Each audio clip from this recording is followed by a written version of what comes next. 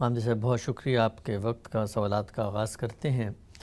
آج کی نشست میں جو پہلا سوال میں آپ سے پوچھنا چاہتا ہوں، شاید اس سے پہلے اس موضوع پر کبھی بہت تفصیل سے آپ سے گفتگو نہیں ہو سکی، اور وہ موضوع ہے ڈاکٹر اسرار احمد صاحب کی شخصیت، ان کی بنیادی فکر، ان کے فکری اثرات اور جس طریقے کا کنٹریبیوشن انہوں نے اپنی صلاحیتوں کو بروئے کار لا کے اس معاشرے میں دیا۔ آپ کا بڑا لمبا عرصہ ان کی رفاقت میں، ان کے ساتھ میں ایک ہی حلقے میں گزرا، آپ دونوں کا پس منظر ایک ہی ہے، جماعت اسلامی سے آپ حضرات کا تعلق رہا۔ پوچھنا آج میں آپ سے یہ چاہتا ہوں کہ ڈاکٹر صاحب کے پورے کام کو، ایک عہد ساز شخصیت ہیں، ہمیں دیکھتے ہیں کہ جدید پڑھے لکھے اذہان جو مذہبی فکر سے متوجہ ہوئے، متفکر ہوئے، ان کا تعلق ڈاکٹر صاحب کی تحریک سے بھی رہا۔ ان کی تحریک، ان کی شخصیت، ان کے افکار و خیالات اور ان کے اثرات، اور جو آپ سے ان کا تعلق تھا، اس سب کو آپ کیسے دیکھتے ہیں ماضی کے جھروکوں میں؟ مجھے ان کے عہد میں شعور کی آنکھ کھولنے کا شرف تو حاصل ہوا ہے، لیکن ایسا نہیں ہے کہ میں کبھی ان کی رفاقت میں رہا ہوں۔ ان سے تعارف کس طرح ہوا، یہ میں کئی بار ذکر کر چکا ہوں کہ ساہیوال کی ایک تحصیل پاک پتن میں میری پیدائش ہوئی اور میری ابتدائی تعلیم بھی وہی ہوئی ہے، یعنی دینی تعلیم بھی میں نے وہیں پائی اور اسکول کی تعلیم سے بھی وہیں سے فارغ ہوا۔ وہاں میرے ایک بڑے جلیل القدر استاد تھے، شیر محمد صاحب، وہ بعد میں ہمارے اسکول کے صدر مدرس بھی ہوئے۔ اس وقت وہ انگریزی زبان پڑھاتے تھے، بڑی غیر معمولی شخصیت تھی۔ بعد کے زمانوں میں بھی ان سے بہت استفادے کا موقع ملا۔ جب جماعت اسلامی میں 1956 میں اختلافات پیدا ہوئے اور اس کے بعد ماچھی گوٹ کا اجتماع ہوا اور وہاں سے کچھ لوگ الگ ہو گئے، وہ اس وقت تک جماعت اسلامی میں تھے، اور ڈاکٹر اسرار احمد صاحب جس زمانے میں ساہیوال میں ہوا کرتے تھے تو وہاں 6 ارکان تھے جماعت اسلامی کے، ان میں سے ایک سید شیر محمد بھی تھے۔ ان کا بہت پرانا تعلق تھا ان سے۔ میں مولانا سید ابواللہ صاحب مودودی سے اور ان کی فکر سے تو اسکول کے زمانے میں متعارف ہو گیا تھا۔ میں نے ذکر کیا ہے کہ میرے استاد نصیر الدین ہمایوں صاحب وہ اس تعارف کا باعث بنے، اور انہوں نے مولانا سید ابواللہ صاحب مودودی کی نہ صرف یہ کہ بہت سی تصنیفات پڑھنے کے لیے دیں اور ان کی جانب متوجہ کیا، بلکہ مجھے لے کر لاہور تشریف لائے، اور یہاں میں ایک اجتماع میں بھی شریک ہوا، اگرچہ میرا کوئی باقاعدہ تعلق نہیں تھا، لیکن داؤد گارڈن داروغہ والا میں جو اسلامی جمعیت طلبہ کا ایک اجتماع ہوا تھا، اس میں وہ مجھے لے کے آئے۔ اس سے پہلے ہم سید منور حسن صاحب کے بارے میں بات کرتے ہوئے بیان کر چکے ہیں کہ دوسری مرتبہ جمعیت کے وہاں وہ ناظم اعلیٰ منتخب ہوئے تھے، اور میں نے ان کو بھی پہلی مرتبہ وہیں دیکھا۔ پروفیسر خورشید صاحب کی ایک تقریر بھی پہلی مرتبہ وہیں سنی۔ مولانا سید ابواللہ صاحب مودودی کو بھی وہیں دیکھا، وہیں سنا، اور بعد میں وائی ایم سی اے ہال میں جو انہوں نے خاتمے پہ تقریر کی اس میں بھی حاضر رہا۔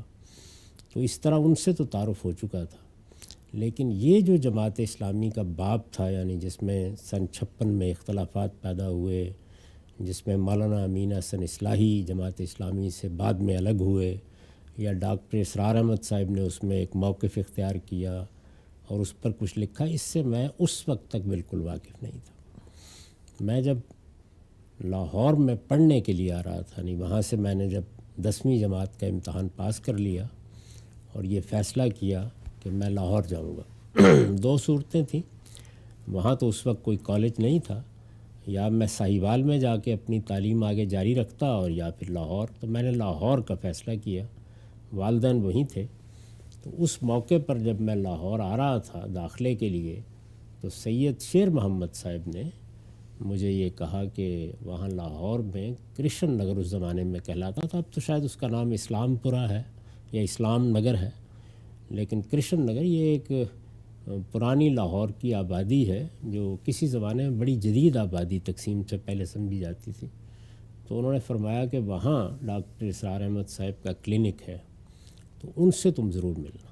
اچھا، ان کا چونکہ بہت پرانا تعلق تھا تو اس لیے وہاں سے کچھ تعارف ہوا اس طرح کا۔ لیکن آپ جانتے ہیں کہ ایک طالب علم تو کسی وجہ سے متوجہ ہوگا نا، استاد کی بات میں نے سنی اور نام ذہن میں رہ گیا، لاہور میں آئے، لاہور میں آ کے کالج میں داخل ہوئے، کچھ پڑھنے پڑھانے کی نئی دنیا پیدا ہو گئی، لائبریریوں میں جانے کا معاملہ ہو گیا، میرے ذہن سے یہ بات بالکل نکل گئی۔ اچھا، کیونکہ کیوں جائے آدمی، وجہ نہیں ہے نا۔ تو خیر مولانا سید ابو اللہ صاحب مودودی کے پاس جانے کا سلسلہ جاری رہا، بارہا ان کی خدمت میں اس زمانے میں طالب علم میں بھی حاضر ہونے کا موقع ملا، ان کے فکر کو بھی سمجھنے میں کچھ زیادہ، اور تو یہ سب مراحل جو تھے ان میں ڈاکٹر اسرار احمد صاحب ذہن میں نہیں آئے۔ ٹھیک، نام اس وقت سنا ہوا تھا لیکن ذہن میں نہیں آیا۔ میں نے شاید کسی جگہ لکھا بھی ہے اور بیان بھی کیا ہوگا کہ میں قرآن مجید کی بعض مشکلات کے ذیل میں اس جانب متوجہ ہوا کہ دیکھا جائے کہ ان مشکلات کو حل کرنے کے لیے کچھ کام ہوا ہے۔ تو یہ میرا وہ طالب علمی کا زمانہ ہے جس میں زیادہ وقت میں یونیورسٹی لائبریری میں گزارا کرتا تھا، اچھا، صبح سے شام تک کم و بیش۔ تو وہاں پر ایک دن کتابیں دیکھتے دیکھتے جب میں قرآن سے متعلق کچھ چیزیں دیکھ رہا تھا تو امام حمید الدین فراہی کا ایک چھوٹا سا رسالہ میں نے دیکھا۔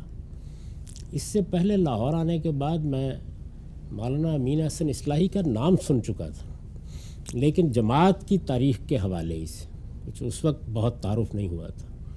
اس میں نے مولانا امین احسن اصلاحی کا ذکر پڑھا، اچھا، رسالہ بہت متوجہ کرنے کا باعث بنا۔ چھوٹا سا رسالہ تھا، میں نے جہاں پنجاب یونیورسٹی کا کیٹلاگ پڑھا ہوتا ہے لائبریری کا، اسی جگہ کھڑے کھڑے اس کو پڑھا آدھ پون گھنٹے میں۔ کیا نام تھا اس کا، ہم سے رسالے کا؟ اب میرے ذہن میں نام نہیں ہے۔ غالباً حضرت کا سلسلہ ہے نسب؟ نہیں، یہ تو عربی میں تھا یہ رسالہ، اور غالباً یا نظام القرآن ہوگا یا اصول التکمیل کوئی رسالہ تھا۔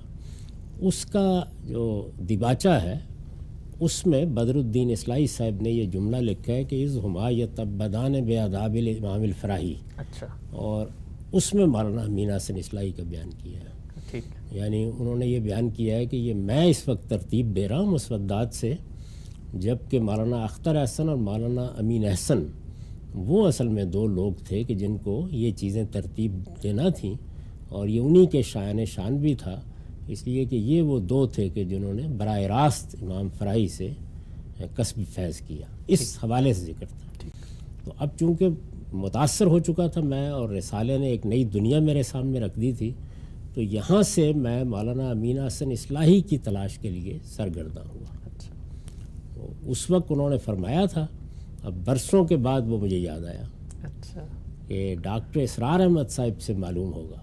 میرے اصل میں گورنمنٹ کالج کے زمانے میں ایک عزیز دوست ہوتے تھے، میرا خیال ہے وہ اس وقت امریکہ ہی میں ہیں، زاہد حسین بخاری صاحب۔ وہ جمعیت میں بہت فعال تھے اور ان سے ملنا جلنا بھی رہتا تھا۔ تو ان سے میں نے پوچھا مولانا امین احسن اصلاحی کے بارے میں، تو مجھے پتہ چلا کہ وہ تو یہاں نہیں ہوتے، اب رحمان آباد نامی ایک گاؤں میں جا چکے ہیں، البتہ ڈاکٹر اسرار احمد صاحب کے ہاں ان کا آنا ہوتا ہے، تو وہاں سے شاید پتہ چلے۔ ٹھیک، تو میں سائیکل پر اس زمانے میں کالج جاتا تھا، کالج سے فارغ ہوا اور سیدھا ڈاکٹر صاحب کے یہاں چلا گیا۔ یعنی آپ کا جو کالج ہے وہاں سے کتنا رستہ ہے اس کا؟ میرا خیال ہے 5-10 منٹ لگتے ہیں، زیادہ نہیں ہے۔ کالج کرشن نگر کے پہلو میں ہے، ٹھیک، یعنی کالج سے ذرا سا آگے بڑھیں تو سیکریٹریٹ ہے، اس کے پیچھے کرشن نگر کی آبادی ہے، بہت قریب ہے۔ ٹھیک، تو وہاں میں چلا گیا، ڈاکٹر صاحب سے میری پہلی بار وہاں ملاقات ہوئی۔ تو یہ تو ان سے اصل میں تعارف کی داستان ہے، اچھا، سے ہوا۔ اب آپ ظاہر ہے کہ واقعات اور حوادث میں تو زیادہ دلچسپی نہیں رکھتے ہوں گے، ان کا جو فکر ہے، ان کا کام ہے، میں اس کو 3 پہلوؤں سے دیکھتا ہوں۔ ٹھیک، ایک پہلو یہ ہے کہ مولانا سید ابو اللہ صاحب مودودی نے اسلامی حکومت کے قیام کا ایک لائے عمل دیا۔ یہ معلوم ہے کہ ان کی ساری تحریک میں اسی چیز کو مقصد کی حیثیت حاصل ہے، یعنی ان کے فکر کو بھی اگر آپ چند لفظوں میں بیان کریں تو وہی ہے جس کو نصر اللہ خان عزیز نے ایک شعر میں سمو دیا ہے کہ میری زندگی کا مقصد تیرے دین کی سرفرازی، میں اسی لیے مسلمان، میں اسی لیے نمازی۔ تو یہ گویا ایک مقصد تھا جس کو سامنے رکھ کر انہوں نے پورے دین کی تعبیر کی۔ یہ آپ کے علم میں ہے کہ میں اس تعبیر کا اب ناقد ہوں، لیکن بہرحال وہ جو تعبیر انہوں نے کی ہے اس کو اگر آپ دیکھیں تو سب سے زیادہ جامعیت کے ساتھ وہ ان کی ایک تقریر میں بیان ہوئی ہے، جو تقریر انہوں نے علی گڑھ میں کی تھی۔ اچھا، اس تقریر کا عنوان ہے اسلامی حکومت کس طرح قائم ہوتی ہے، چھوٹا سا رسالہ ہے۔ اس کے بعد خیر بہت سی چیزوں میں پھر اس کی توضیح ہے، اس کے بارے میں بہت سی چیزیں ہیں، جیسے جہاد فی سبیل اللہ ہے، خود الجہاد فی الاسلام بھی اس کے لیے ایک بنیاد کی حیثیت رکھتا ہے۔ تو ان کا جو پورا فکر ہے یا ان کی جو تعبیر ہے جس کے تحت انہوں نے بہت سی تصنیفات کیں، بہت سے حقائق بیان کیے، ان کی تفسیر تفہیم القرآن میں بھی آپ کو وہ پورا فکر سرایت کیے ہوئے محسوس ہوتا ہے، اور پھر ایک پوری جماعت بنائی اور پوری زندگی اس میں جد و جہد کی۔ اس کا اگر ان کے بعد کوئی حقیقی معنی میں شارع پیدا ہوا ہے اور کسی نے اس نقطہ نظر کو آگے بڑھایا ہے، اس کو ایک نئی جہت دی ہے، بعض دوسری جہات جو پیدا ہو گئی تھیں، مثلا خود جماعت اسلامی کے قیام کے زمانے ہی میں مولانا امین حسن اصلاحی نے دعوت دین اور اس کا طریقہ کار لکھ دی تھی۔ دعوت دین اور اس کا طریقہ کار کا ایک آخری باب ہے، دعوت کے مراحل۔ تو اگر آپ اس کو لیں اور اسلامی حکومت کس طرح قائم ہوتی ہے ان دونوں کو لیں، تو ان دونوں میں امتزاج پیدا کر کے اس میں بہت سے اضافے کر کے بعض نئے پہلو نمایاں کر کے انہوں نے وہ تصور پیش کیا جو ان کی کتاب منہج انقلاب نبوی سے سامنے آتا ہے۔ تو ایک تو ان کا یہ بہت بڑا کنٹریبیوشن ہے۔ یہ آپ کے علم میں ہے کہ میں نے اپنی جوانی کے ابتدائی ایام میں بعد کے دنوں میں منہج انقلاب نبوی پر سخت تنقیدیں کی۔ میری کتاب برہان میں وہ مضامین موجود ہیں، لیکن کسی سے اختلاف ایک الگ چیز ہے۔ یہ اس وقت میں یہ ذکر کر رہا ہوں کہ انہوں نے کیا کام کیا ہے، اور وہ کام اس لحاظ سے بڑا غیر معمولی ہے کہ ایک جلیل القدر مفکر مولانا سید ابو اللہ صاحب مودودی نے دین کو جس طرح سمجھا، اس کی جس طرح سے تعبیر کی، جس طریقے سے اس کو بیان کیا، اس کی جو بنیادیں اپنے ہاں قائم کیں، اس کو سامنے رکھ کر اس کا عملی پہلو، یعنی ایک تو ہے نا اس کا فکری پہلو اور ایک ہے اس کا عملی پہلو۔ تو اس کے فکری پہلو سے انہوں نے جو کام کیا وہ آپ کو فرائض دینی کا جامع تصور میں نظر آئے گا۔ اقامت دین کیا چیز ہے، اظہار دین کیا چیز ہے، دین کا اصلی ہدف کیا ہے، کن مراحل سے گزر کر آپ اپنی دینی ذمہ داریوں کو پورا کر سکتے ہیں۔ معاف کیے۔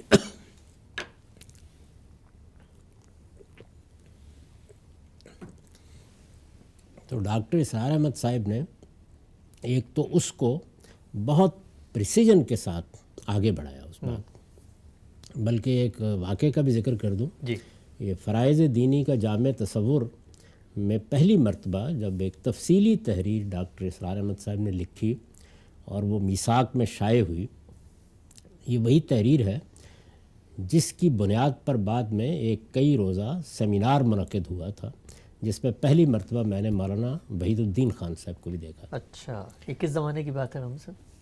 سنین مجھے بہت یاد نہیں رہتے، وہ آپ خود تحقیق کر لیجئے گا، لیکن بہرحال یہ 80 کی دہائی کی بات ہوگی کسی وقت۔ تو یہ جو ان کی تحریر تھی، یہ جب میثاق میں چھپی تو میں اتفاق سے اسی شام مولانا سید ابو اللہ صاحب مودودی سے ملنے کے لیے گیا۔ تو انہوں نے جو پہلا جملہ کہا وہ یہ کہ آپ نے میثاق پڑھا؟ تو میں نے کہا جی ہاں دیکھ لیا۔ کہنے لگے کہ اب ان کو مجھ سے کیا اختلاف ہے۔ اچھا، اس سے آپ اندازہ کر سکتے ہیں یعنی ان کے نزدیک بھی جو کچھ انہوں نے اپنی کتابوں میں لکھا ہے، جو تعبیر پیش کی ہے، وہ اس کا ایک نہایت جامع اور بہت اچھا بیان تھا۔ ٹھیک۔ تو ایک انہوں نے یہ کام کیا، اور دوسرا اس کا عملی پہلو، یہ فکری پہلو ہے۔ اس کا ایک عملی پہلو یہ ہے کہ اب اگر فرائض دینی کا یہی جامع تصور ہے تو اس کو سامنے رکھ کر پھر اسلامی حکومت کیسے قائم ہوگی، یا اگر آپ قرآنی اصطلاح ان کے مفہوم میں مراد لیں، میں تو اس پہ تنقید کر چکا اس کے مدعا پر کہ اقامت دین پھر کیسے ہوگی۔ تو اس اقامت دین کیسے ہوگی کا جواب انہوں نے پھر منہج انقلاب نبوی میں دیا ہے۔ منہج انقلاب نبوی میں جو مولانا امین حسن اصلاحی استاذ امام کی کتاب دعوت دین اور اس کا طریقہ کار کا آخری باب ہے، دعوت کے مراحل، اس کو بنیاد بنایا گیا ہے، لیکن خود اس میں بھی بہت سے وسیع اضافے انہوں نے کیے ہیں اپنے زاویہ نظر سے. یعنی اس وقت میں کوئی نقد نہیں کر رہا، اپنے زاویہ نظر سے بہت وسیع اضافے کیے ہیں، اور پھر ان دونوں کے درمیان ایک ربط پیدا کیا ہے، یعنی فرائض دینی کا جامع تصور اور اس کے لیے یہ لائے عمل، اور اس کو منہج انقلاب نبوی کا نام بھی انہوں نے دیا ہے. ایک پوری کتاب ہے اس موضوع پر ان کی. تو اس طرح سے ایک بڑا ان کا جو کنٹریبیوشن ہے وہ یہ ہے. اس طرح سے انہوں نے اس فکر کو آگے بڑھایا. اگر آپ غور کر کے دیکھیں تو مولانا سید ظفر اللہ صاحب مودودی کے ساتھیوں میں، ان کے اپنے ساتھ کام کرنے والوں میں بہت سے لوگ ہیں جن کی بڑی خدمات ہیں، لیکن اس طرح کا کنٹریبیوشن کسی اور کا آپ کو نظر نہیں آئے گا. یہ ڈاکٹر اسرار احمد صاحب کا ایک خاص پہلو ہے. ایک چیز یہ ہے، میں نے عرض کیا تھا کہ میں 3 جہات سے ان کے پورے کام کو دیکھتا ہوں. دوسری چیز یہ ہے کہ انہوں نے مولانا سید ابواللہ صاحب مودودی کے فکر کے زمانے میں کہیے یا اس عہد میں کہیے یا اس کے پس منظر میں کہیے، جو اور بڑے کام ہوئے تھے، جیسے مولانا ابوالکلام آزاد کی شخصیت معمولی شخصیت نہیں تھی، مولانا محمود الحسن کی شخصیت معمولی شخصیت نہیں تھی، امام فراہی، مولانا اصلاحی. تو ان لوگوں سے کسب فیض کرتے ہوئے انہوں نے اپنے بعض دینی تصورات بھی ان سب لوگوں سے ذرا مختلف طریقے سے ترتیب دیے ہیں. اچھا. خاص طور پر اگر کبھی ایمانیات پر جو کچھ انہوں نے لکھا ہے تو اس میں دیکھیں گے آپ تو جو وحدت الوجود ہے یا صوفیانہ نقطہ نظر ہے ان میں، اور مولانا سید ظفر اللہ مودودی کے فکر کے مابین ایک خاص طرح کا تعلق پیدا کیا انہوں نے. ان کا ایک خاص رسالہ ہے کہ آپ نے بھی ضرور دیکھا ہوگا، اسلام کی نشت ثانیہ کرنے کا اصل کام. اس میں بھی انہوں نے تجزیہ کر کے یہ بتایا ہے کہ وہ کیا چیزیں ہیں کہ جو ملحوظ نہیں رہیں، دینی فکر میں کیا چیزیں ملحوظ نہیں رہیں، طریقہ کار میں کیا چیزیں ملحوظ نہیں رہیں. تو آپ یوں کہہ سکتے ہیں کہ فکری اور عملی لحاظ سے اس معاملے میں بھی ان کا ایک حصہ ہے. یعنی انہوں نے اس میں کام کیا ہے اور یہ بتایا ہے کہ یہ چیزیں ہیں جن کو ملحوظ رکھنا. اس سے دینی تصورات، ایمان کے مباحث، صوفیانہ تعبیر کے ساتھ تعلق، کلامی مباحث کا باہمی ربط، شاہ ولی اللہ کی جو کچھ بھی میراث ہے اس سے اخذ و استفادہ کرنے کے بعد بھی انہوں نے بعض ایسی چیزیں بیان کی ہیں کہ جن کو میں یہ سمجھتا ہوں کہ کم سے کم تعلیم اور تدریس کی حد تک وہ ان کا ایک بڑا حصہ ہے اس میں بھی. اور تیسرا ان کا جو بڑا کام تھا وہ اصل میں رجوع الی القرآن کی دعوت تھی. یہ حقیقت ہے کہ یہ بات تو خیر ایسے ہی ذرا یوں کہیے کہ لطیفے کے طور پر کہی مجیب الرحمن شامی صاحب نے، مشہور صحافی ہیں، لیکن ہے بڑی حقیقت. انہوں نے کہا کہ یہ وہ تو قرآن کے قبال تھے. سبحان اللہ. اس سے بڑی کیا سعادت ہو سکتی ہے. یعنی قرآن مجید کے درس کو انہوں نے ایک عوامی درس بنا دیا. مجھے وہ دن یاد ہیں کہ جب ہر نوجوان کا رخ مسجد شہداء کی طرف ہوتا تھا جہاں وہ درس قرآن دیتے تھے، تو قرآن مجید کو پڑھانا، قرآن مجید پڑھنے کی رغبت پیدا کرنا، قرآن مجید کا درس، اور بہت اچھے معلم تھے، بے نظیر معلم تھے. یعنی اگر کوئی موضوع ان کو آپ دے دیں تو وہ اس کو پڑھائیں گے بہت اعلیٰ طریقے کے مطابق. تو یہ ان کی جو جہت ہے یہ شاید یعنی سب سے بڑی، سب سے اہم جہت ہے. اسی جہت کو دیکھ کر ہمارے حکیم سلطان احمد صاحب نے ایک موقع کے اوپر ان سے اختلاف کرتے ہوئے انہوں نے بیان کیا کہ میں اب خلافت کی تحریک برپا کرنا چاہتا ہوں اور اس کے لیے ایک الگ نظم بنا رہا ہوں. تو انہوں نے کہا کس لیے کرنا چاہتے ہو؟ تو انہوں نے جواب دیا کہ یہی مقصود ہوتا ہے کہ آدمی قیامت کے دن بہترین لوگوں میں شامل ہو، سابقون میں. تو انہوں نے کہا کہ رسول اللہ نے تو یہ فرمایا ہے کہ خیرکم من تعلم القرآن وعلمہ، جو اپنے آپ کو قرآن کے تعلیم و تعلم کے لیے وقف کر لے وہ سب سے بہتر ہے. تو یہ سب سے بہتر کام اللہ نے تمہیں کرنے کی صلاحیت دی ہے، اسی میں اپنی زندگی کھپا دو.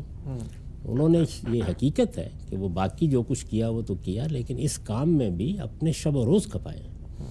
یہ قرآن مجید کا پورا ترجمہ رات بھر میں سنانا، پڑھانا، رمضان کے مہینے میں پوری رات لوگوں کو قرآن مجید سنانا.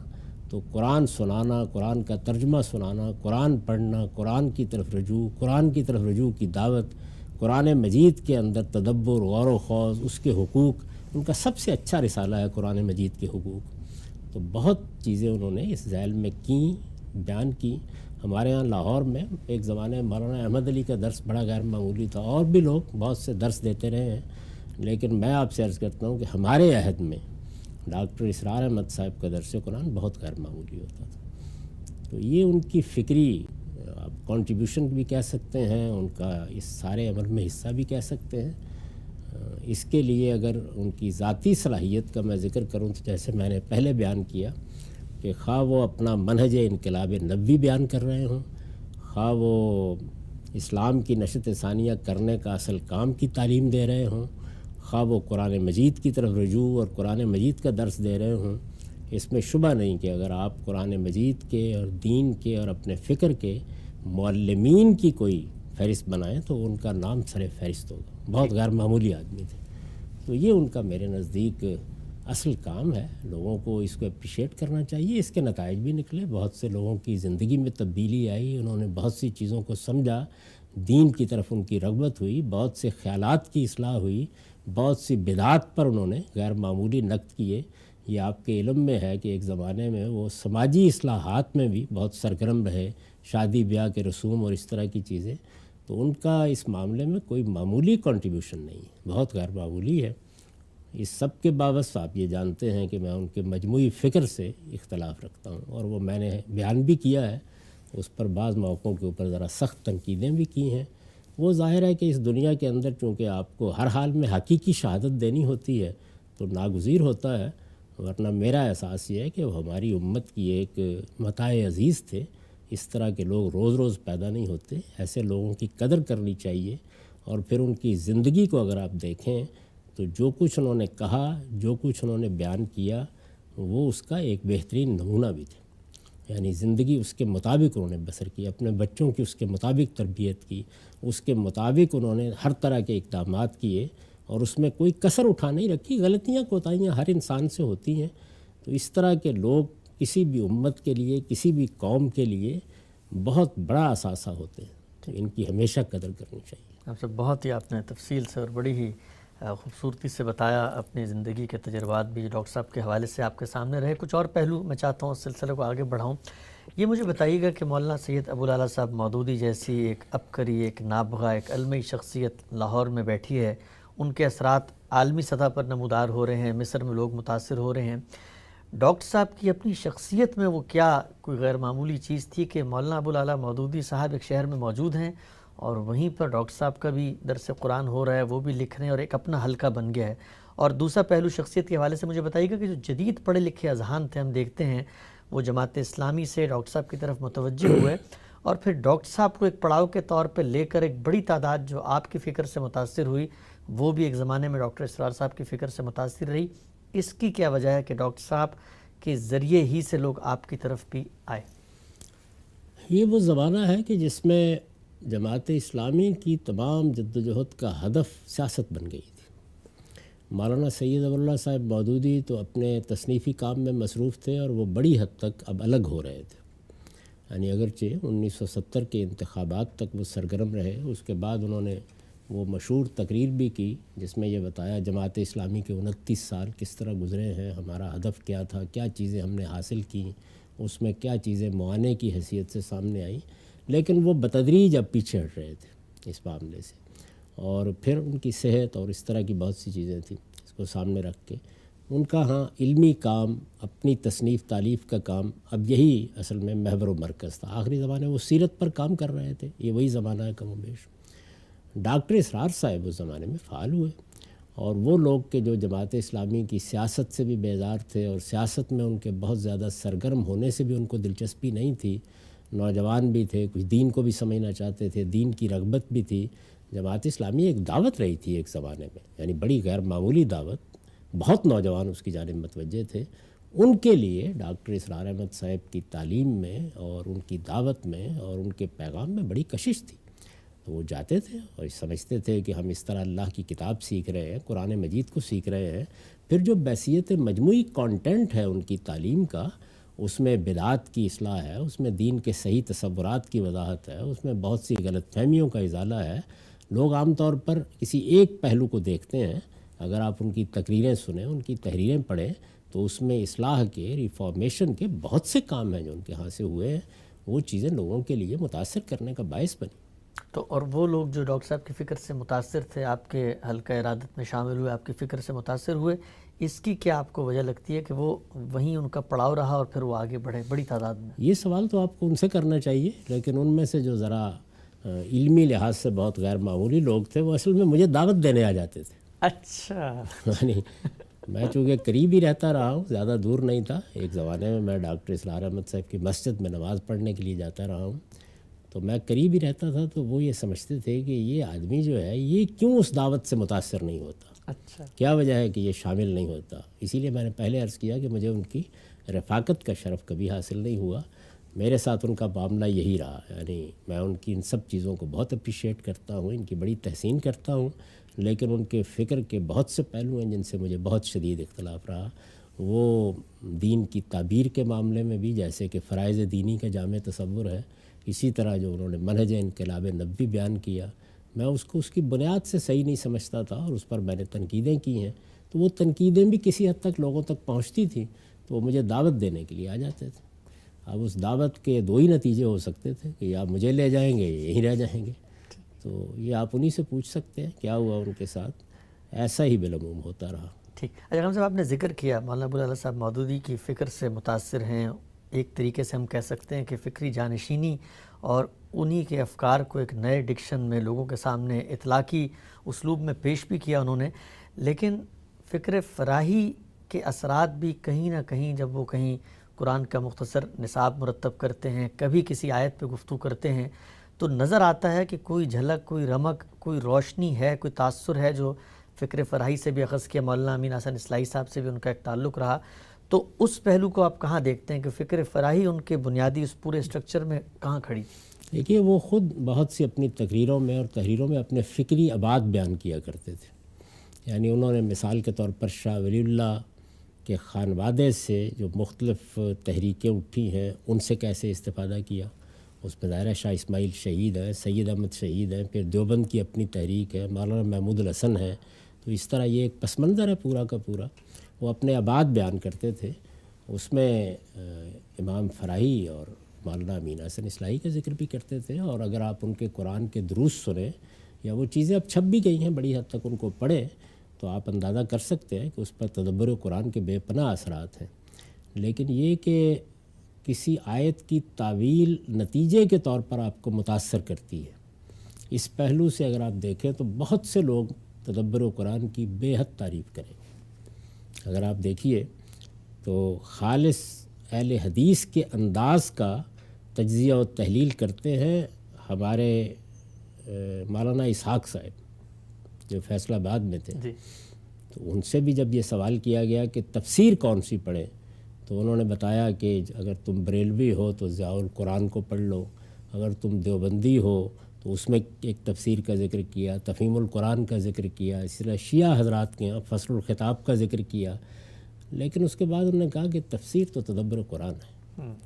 تو بہت سے لوگ ہیں، ڈاکٹر اسرار بھی اسی طرح سے تدبر قرآن کے بہت مددات ہیں، اور بار بار اس سے استفادہ کرتے ہیں، ذکر بھی کرتے ہیں، جگہ جگہ کرتے ہیں، بیان کرتے ہیں، لیکن امام فراہی کے ہاں جو قرآن مجید کی تفسیر اور تعویل کے لیے ایک خاص اسلوب ہے، اور جس میں جس طریقے سے اپروچ کیا جاتا ہے اس کی کچھ علمی بنیادیں ہیں۔ ڈاکٹر اسرار احمد صاحب بنیادی طور پر ایک بہت اعلیٰ درجے کے معلم ہیں، وہ اس طرح سے محقق نہیں ہیں کہ جو اس کو علمی طریقے سے سمجھ کر اس کا تقابل کر کے اس کی خالص علمی بنیادوں کے اوپر ایک اپریشیشن کر سکے، تو یہ میرے خیال میں کوئی ایسی چیز نہیں جس کو عیب قرار دیا جائے۔ بہت سے لوگ ہیں، آپ دیکھتے ہیں کہ آپ کے کالجوں میں، آپ کی یونیورسٹیوں میں کیسے غیر معمولی اساتذہ ہوتے ہیں، بعض مضامین کے بہت اعلیٰ درجے کے معلم ہوتے ہیں، لیکن آپ یہ توقع نہیں ان سے کر سکتے۔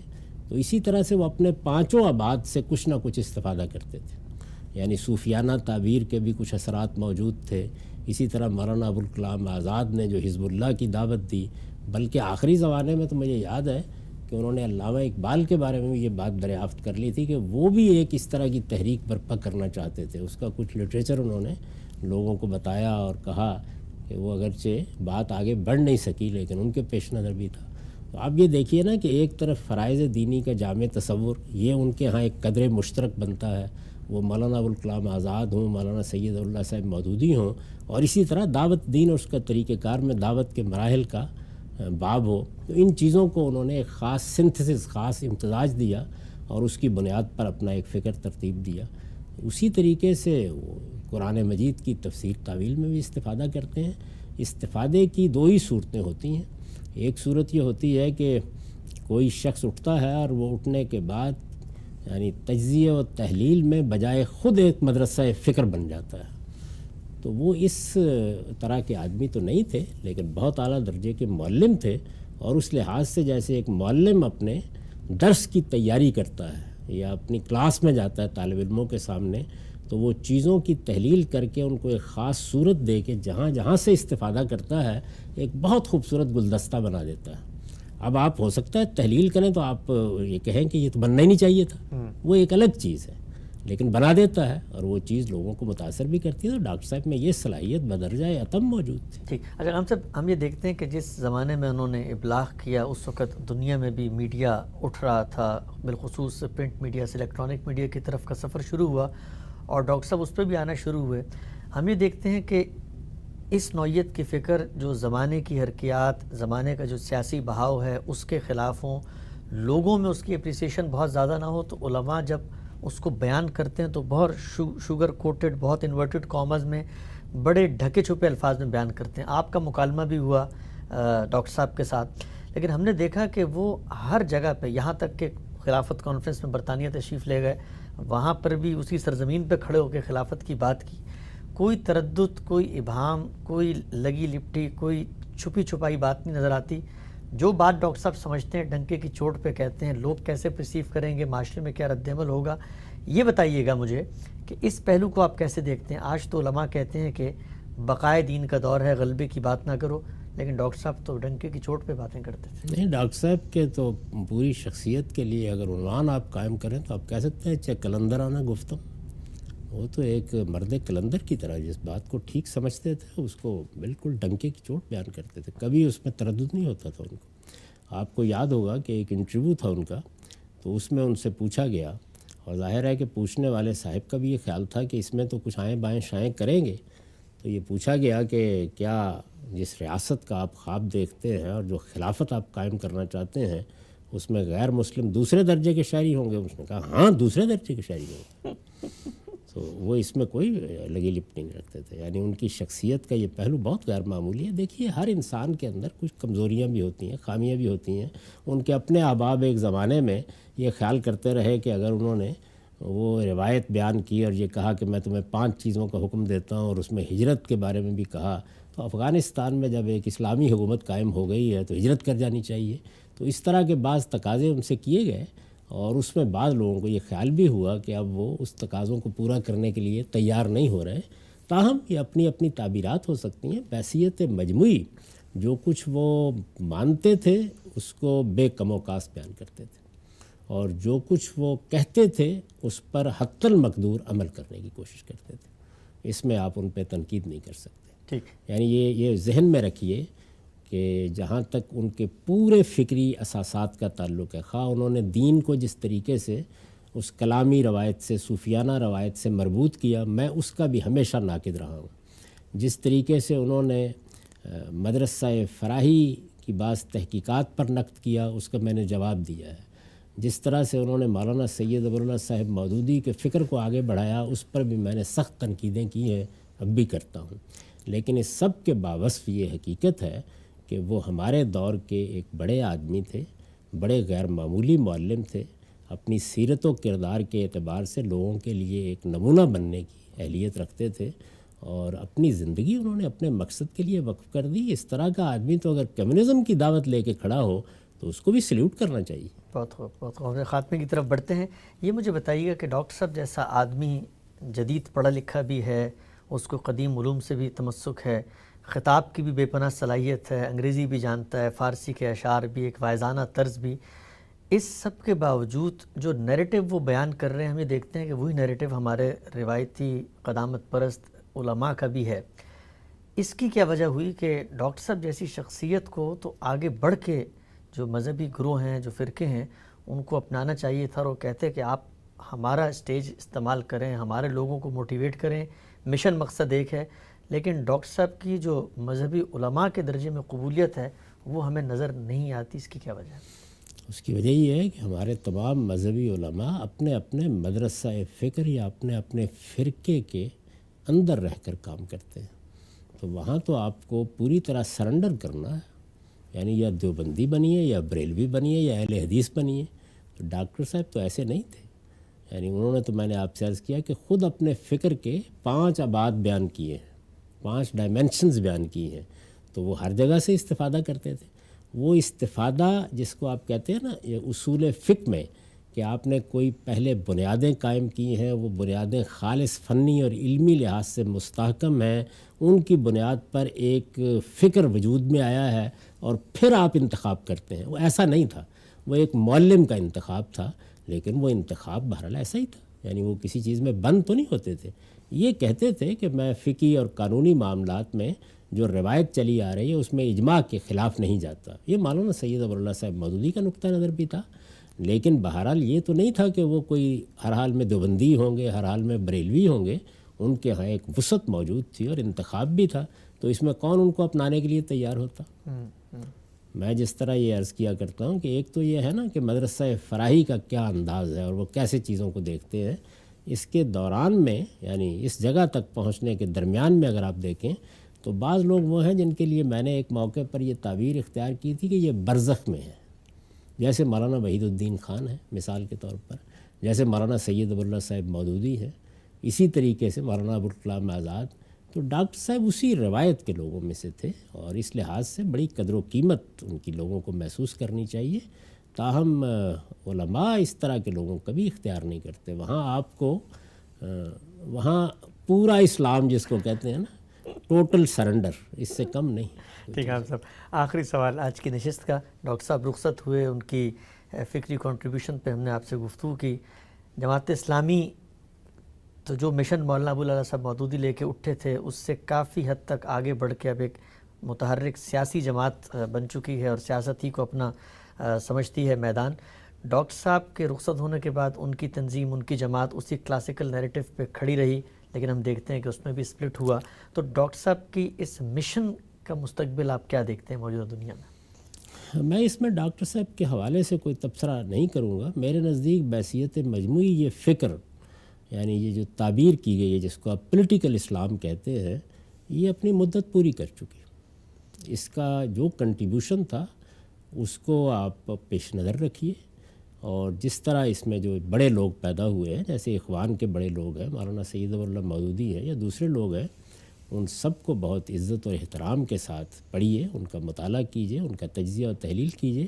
لیکن بحیثیت مجموعی یہ فکر دنیا بھر میں اپنی عمر پوری کر چکی ہے. تو اس وجہ سے اس کا کوئی مستقبل نہیں. ہم سب بہت بہت شکریہ. بہت ہی دل نواز اور بڑی ہی تفصیل سے آپ نے تاریخ کے ان پوشیدہ گوشوں سے نقاب اٹھایا، اور ڈاکٹر صاحب کی شخصیت، ان کی فکری کنٹریبیوشن ہم طالب علموں سے شیئر کی. انشاءاللہ آئندہ نشست میں مزید سوالات رکھیں گے. اب تک آپ کے وقت کا بہت شکریہ. بہت شکریہ.